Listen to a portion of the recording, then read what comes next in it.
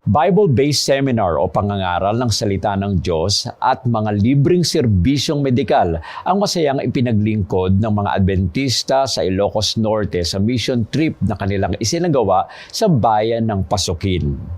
Katuwang nila sa nasabing paglilingkod ang Pasadena Seventh-day Adventist Church mula sa California, USA. Si Krisa May Balete ang maghahatid ng balitang may pag-asa. Sa malasakit sa kalusugan at espiritual na pag-unlad, isang grupo mula sa Pasadena Seventh-day Adventist Church sa California ay nagtungo sa Pasukin, Ilocos Norte upang magsagawa ng misyon na naglalayong magdala ng pag-asa at tulong medikal sa komunidad.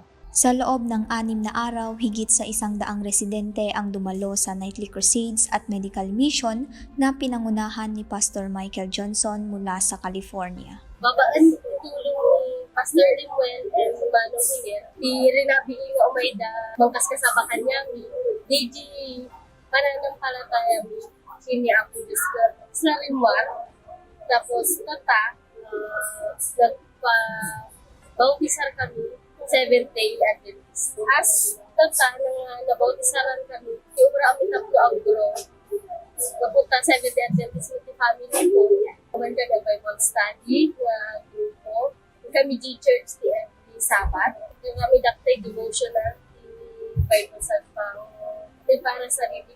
Si Pastor Johnson na siyang nanguna sa mga gabi-gabing krusada ay nagpahayag ng kanyang layunin na magbahagi ng pag-asa sa komunidad. We came out to Pasukin to do the Great Commission. God's Word tells us in Matthew chapter 28, 19 and 20. So where we're from in California, we're doing the Great Commission there as well. But we wanted to continue the harvest over in the Philippines. I have a lot of members of my church who are from the Philippines, and they asked me would I be interested in coming to the Philippines. So we decided to plan to come to the Philippines to do a harvest here.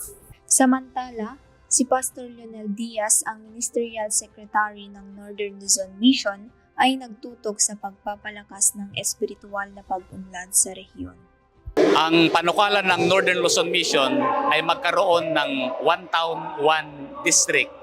Kaya nga ang Northern Luzon Mission in partnership ng Pasadena Seventh Adventist Church ng California ay nagkaroon ng pagpupulong at ang Pasukin ang siyang napili na dito gaganapin ang isang malaking pagpupulong para lamang makapagpatayo tayo ng maraming iglesia. At praise God, dahil ang Pasadena Seventh Adventist Church ay nangako sila na mapapatayuan ang Santa Catalina para magkaroon ng isang church sa lugar na yan. At last Wednesday, nagkaroon na ng groundbreaking.